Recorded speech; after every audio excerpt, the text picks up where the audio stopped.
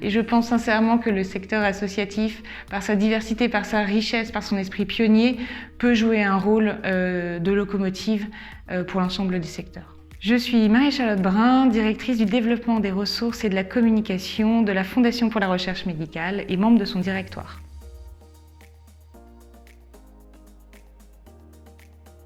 La première, ça concerne les effectifs salariés de la Fondation pour la recherche médicale, qui est composée à 80% de femmes aujourd'hui, donc on est plutôt bien, même s'il peut y avoir un certain déséquilibre dans l'autre sens.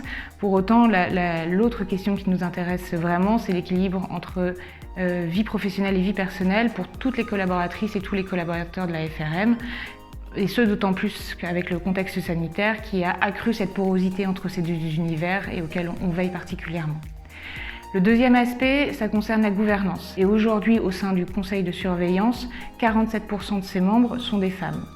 Enfin, le directoire qui dirige la Fondation pour la recherche médicale est composé à 2/3 de femmes. Concernant les missions sociales de la FRM, on veille à ne pas créer de biais de genre dans les sélections.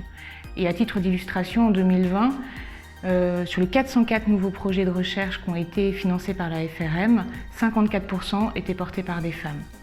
Dernier élément important, la FRM consacre un budget important à des projets de recherche concernant des pathologies qui touchent spécifiquement des femmes.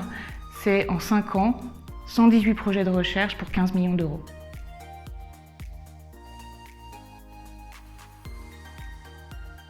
Pour moi, si la question de l'égalité femmes-hommes a été instituée grande cause du quinquennat, il reste encore beaucoup à faire. Il y a de nombreux acteurs, notamment dans le secteur associatif, qui se sont mobilisés et qui ont réussi à faire bouger les mentalités, qu'il s'agisse des violences faites aux femmes, des discriminations qu'elles subissent, de la prise en compte de leurs besoins spécifiques dans le domaine de la santé notamment, sur la question de l'égalité des chances, de la petite enfance, l'accès à l'école, l'accès à l'éducation jusqu'à la vie professionnelle. Il reste encore beaucoup de choses à faire, pas uniquement pour faire bouger les mentalités, mais faire bouger aussi les pratiques.